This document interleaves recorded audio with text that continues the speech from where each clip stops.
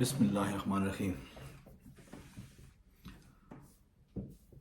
اگر ہم اسلامی تاریخ کا مطالعہ کرتے ہیں تو آدم علیہ السلام سے لے کر ہمارے پیارے نبی حضرت محمد صلی اللہ علیہ وآلہ وسلم تک بہت سارے ایسے پیغمبر آئے ہیں، اس دنیا میں تشریف لائے ہیں کہ ان کی قوموں پر اللہ تعالیٰ نے عذاب نازل کیے ہیں۔ اس کی کیا وجہ تھی کہ اللہ تعالیٰ نے جو ہے ان قوموں پر عذاب نازل کیے؟ آپ نوح علیہ السلام کی قوم کی مثال لے لیں، صالح علیہ السلام کی قوم کی مثال لے لیں، حضرت شعیب علیہ السلام، حضرت ہود علیہ السلام، حضرت لوط علیہ السلام۔ ان قوموں نے کیا کیا تھا کہ اللہ تعالیٰ کا غضب جو ہے وہ ان کے اوپر نازل ہوا؟ سب سے بڑی جو ان میں خرابی تھی وہ تھی سرکشی۔ یہ لوگ سرکشی کرتے تھے، اللہ کے حکم کو جھٹلاتے تھے، اپنے انبیاء کا کہنا نہیں مانتے تھے بلکہ ان کا مذاق اڑاتے تھے۔ حضرت ہود علیہ السلام جب اپنی قوم کو دعوت دیتے تھے تو وہ ان کا مذاق اڑاتے تھے، ان کو تکلیفیں پہنچاتے تھے، کیونکہ وہ جو قوم عاد تھی، ہود علیہ السلام کی جو قوم تھی، وہ بہت ہی جو ہے طاقتور تھی، اور جو ہے اپنے آپ کو، یعنی ان کے اندر بہت زیادہ تکبر پایا جاتا تھا اپنی طاقت کی وجہ سے۔ صالح علیہ السلام کی قوم حضرت صالح علیہ السلام کا مذاق اڑایا کرتی تھی اور اس سے کہتی تھی کہ اللہ کی طرف سے کوئی معجزہ لا کے دکھاؤ تو تب ہم تمہیں مانیں گے۔ اور پھر اونٹنی کا معجزہ اللہ تعالیٰ نے ان کو عطا کیا اور اس اونٹنی کو پھر انہوں نے مار دیا۔ یعنی اللہ تعالیٰ کا جو ہے بجائے اس کے کہ معجزے کے بعد جو ہے وہ اس کی طرف جو ہے رجوع کر دے، انہوں نے اس کے بعد بھی ان کا مذاق اڑایا اور آخرکار اس اونٹنی کو ہی مار دیا، جس کی وجہ سے اللہ تعالیٰ نے ان کے اوپر عذاب نازل کیا۔ اسی طرح حضرت جو شعیب علیہ السلام کی قوم تھی، وہ جو ہے شرک کرتی تھی اور ناپ تول میں کمی کرتی تھی اور اپنے نبی کا کہنا نہیں مانتی تھی بلکہ ان کا مذاق اڑاتی تھی۔ لوط علیہ السلام کی قوم ہم جنس پرست تھی۔ تو یہ تمام قوموں کا جو ہے مسئلہ یہ تھا کہ یہ تکبر کرتی تھی، ناپ تول میں کمی کرتی تھی اور شرک کرتی تھی، ان میں خیانت پائی جاتی تھی۔ تو یہ تمام ایسی برائیاں تھیں کہ ان برائیوں کی وجہ سے جو ہے اللہ تعالیٰ کا غضب جو ہے وہ ان کے اوپر نازل ہوا۔ لیکن اللہ تعالیٰ کسی بھی قوم پر عذاب نازل کرنے سے پہلے ان کو تنبیہ کرتے ہیں، اپنی حجت تمام کرتے ہیں اور ان کو جو ہے مختلف طریقوں سے جو ہے وہ سیدھے راستے پر لانے کی کوشش کرتے ہیں اپنے انبیاء کے ذریعے۔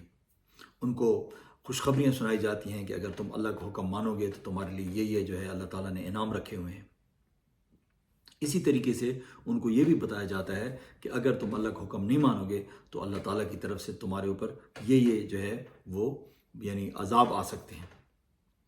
تو ان تمام حجتوں کے باوجود جب وہ اللہ تعالیٰ کی جو دعوت تھی وہ اس کو ٹھکرا دیتے تھے تو اس کے بعد پھر اللہ تعالیٰ جو ان کے اوپر عذاب نازل فرماتے تھے۔ حضرت ہود علیہ السلام کی قوم جو قوم عاد ہے، انہوں نے جب حضرت ہود علیہ السلام کا کہنا نہیں مانا، ان کا مذاق اڑایا، شرک سے باز نہیں آئے، تکبر سے باز نہیں آئے، تو اللہ تعالیٰ نے ان کے اوپر جو ہے کوئی ایسی آندھی نازل کی کہ جس کی وجہ سے جو ہے وہ اتنے یعنی بڑے جو ہے وہ دیو ہیکل قسم کے انسان جو ہے وہ بالکل ریت کی طرح تباہ و برباد ہو گئے۔ اسی طریقے سے جو باقی قومیں تھیں وہ بھی اسی طرح تباہ و برباد ہوئی۔ تو ان کے پاس کس چیز کا نشہ تھا؟ ان کے پاس نشہ تھا طاقت کا، ان کے پاس نشہ تھا پیسے کا، کیونکہ یہ عاد علیہ السلام کی جو قوم عاد تھی وہ بہت مالدار تھی کہ ان کے پاس باغات تھے، ان کے پاس اللہ تعالیٰ کی اتنی نعمتیں تھیں اور اتنی طاقت تھی، تو ان کے پاس پیسے کا بھی نشہ تھا۔ تو آج ہم لوگ جو ہیں، کیا ہمارے پاس جو لوگ یعنی یہ جو اللہ تعالیٰ کی نافرمانیاں ہیں، کیا ہمارے پاس ایسے لوگ موجود نہیں ہیں جو یہ تمام برائیاں ان میں پائی جاتی ہیں؟ ہم لوگوں میں کون سی برائی ہے جو نہیں ہے؟ کیا ہم لوگوں میں بہت سارے لوگ شرک نہیں کرتے ہیں؟ کیا شرک صرف بت کے آگے سجدہ کرنے کو کہتے ہیں؟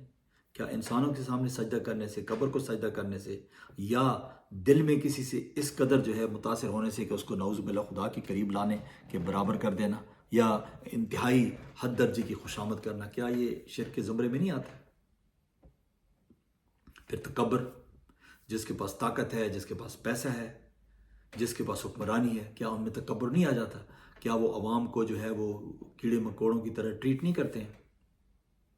تو یہ بھی پایا جاتا ہے۔ اچھا، پھر امانت میں خیانت، کیا ہمارے حکمران امانت میں خیانت نہیں کرتے ہیں؟ ان کو جو ہے وہ یعنی ملک کی جب باغ ڈور دے دی جاتی ہے تو کیا وہ ملک کے خزانے میں نقب نہیں لگاتے ہیں؟ عوام پر کتنا خرچ کرتے ہیں، اپنا کتنا بینک بیلنس بناتے ہیں؟ آپ ان حکمرانوں کے دیکھیں پیسے کہاں سے آئے ہیں۔ مطلب امریکہ اور برطانیہ اور دوسرے جو ویسٹرن کنٹریز ہیں، ان کے جو حکمران ہوتے ہیں ان کے پاس اتنے اثاثے نہیں ہوتے ہیں جتنے پاکستان کے حکمرانوں کے پاس ہوتے ہیں۔ اور یہ جب حکومت میں ہوتے ہیں تو پاکستان کے اندر ہوتے ہیں، جب حکومت سے باہر چلے جاتے ہیں تو یہ پاکستان سے باہر چلے جاتے ہیں۔ کیا یہ امانت میں خیانت نہیں ہے؟ یا اپنی جو ان کے فرائض ہیں وہ اس میں جب کوتاہی برتتے ہیں تو کیا یہ امانت میں خیانت نہیں ہے؟ یا پھر ہمارے جو اداروں کے سربراہان ہیں یا جو سول سرونٹس ہیں یا جو اور دوسرے اداروں کے جو ہے افسران بالا ہیں، کیا وہ جو ہے اپنی جو ہے فرائض صحیح طریقے سے انجام دے رہے ہیں؟ کیا وہ جس قوم کے ٹیکس کے پیسوں سے ان کو جو ہے تنخواہیں ملتی ہیں، کیا وہ اس کو آئینی طور پر ان کے حقوق پورے کر رہے ہیں یا اس کے اوپر ظلم کر رہے ہیں، اس کے اوپر جو ہے اس کا استحصال کر رہے ہیں؟ تو کہنے کا مقصد یہ ہے کہ ہمارے اندر وہ تمام برائیاں پائی جاتی ہیں، خیانت ہم کرتے ہیں، ناپ تول میں ہم کمی کرتے ہیں، ہمارے معاشرے میں ہم جنس پرستی جو ہے وہ پھیلتی جا رہی ہے۔ 8 مارچ کا جو ہے وہ دیکھیں کتنے لوگ جو ہے نا اس کو پروموٹ کرتے ہیں بدقسمتی سے۔ تو اس کا کیا حل ہے؟ کیا آپ نہیں سمجھتے ہیں کہ یہ ہم جو کچھ کر رہے ہیں، کیا آپ نہیں سمجھتے ہیں کہ ہم جو ہے اس چیز کے مستحق ہیں کہ ہمارے اوپر بھی اللہ کا غضب جو ہے وہ نعوذ باللہ نازل ہو جائے؟ اللہ نہ کرے۔ لیکن یہ بھی تو ایک غضب کی قسم ہے نا کہ ہم دنیا میں ذلیل و رسوا ہیں، ہماری کوئی وقت نہیں ہے، ہماری کوئی عزت نہیں ہے دنیا میں۔ آپ کہیں بھی چلے جائیں، پہلی بات تو یہ ہے کہ مسلمان ہونا جو ہے اس کو ہی برا سمجھا جاتا ہے۔ اب دنیا میں جاتے ہیں کیونکہ مسلمانوں کے جو ہے وہ کردار ہی ایسے ہیں کہ لوگ ان کی عزت نہیں کرتے ہیں۔ پھر اوپر سے مسلمان بھی ہو اور پھر پاکستانی بھی ہو تو اس کو آپ ملٹیپلائی کر لیں۔ پاکستان کے پاسپورٹ کو دنیا ایسے پھینکتی ہے، حقارت کی نظر سے دیکھتی ہے، نفرت کی نظر سے دیکھتی ہے۔ یہ کس نے کیا ہے سارا کچھ؟ یہ انہی لوگوں نے کیا ہے جو ہمارے اوپر مسلط ہوتے رہتے ہیں۔ یہ انہی لوگوں نے ہمارا امیج خراب کر دیا، ہمارے ملک کا امیج خراب کر دیا۔ اب پاکستان کا ہر نوجوان جو ہے وہ اس ملک سے جو ہے وہ بھاگنا چاہتا ہے۔ وہ اس کو نظر آ رہا ہے کہ اس ملک کا کوئی مستقبل نہیں ہے، کیونکہ غلام ملک کا کوئی مستقبل نہیں ہوتا ہے۔ ہم دوسروں سے ڈکٹیشن لیتے ہیں، ہم جو ہے ابھی تک اپنے پاؤں پہ نہیں کھڑے ہوئے ہیں، ہم جو ہے ہر وقت کشکول اٹھا کے دوسروں سے جو ہے وہ امداد کی بھیک مانگتے ہیں۔ تو اس لیے جو ہے ہم جو ہے بے حسی کا شکار ہیں۔ یعنی ہمارے اندر جو ہے ایک بے حسی کا ایلیمنٹ ہے جو کہ ایک شیطان کا ایلیمنٹ ہے۔ یعنی ہمیں کوئی فرق نہیں پڑتا ہے، یعنی ہر بندہ جو ہے اپنی ذات میں مگن ہے، آس پاس کیا ہو رہا ہے کسی کو پتہ نہیں ہے۔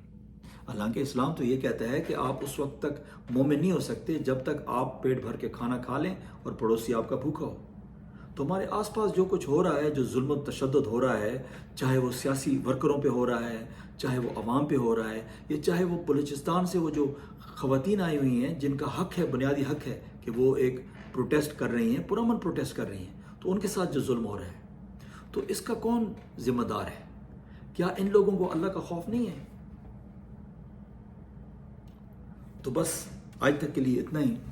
مجھے بہت ہی دکھ ہوتا ہے جب میں ظلم دیکھتا ہوں اپنے معاشرے میں، تو بس آپ لوگوں سے گزارش یہی ہے کہ ہر شخص جو ہے وہ انفرادی طور پر، اجتماعی طور پر جتنا بھی اسے ہو سکتا ہے وہ اس قسم کے ظلم کے خلاف، اس قسم کی سرکشی کے خلاف، نافرمانی کے خلاف، تکبر کے خلاف، اور جو دوسری برائیاں ہیں جن کی وجہ سے جو ہے نا قوموں پر عذاب نازل ہوئے ہیں، ان کے خلاف جو ہے وہ آواز بلند کرے اور لوگوں میں شعور پیدا کرے۔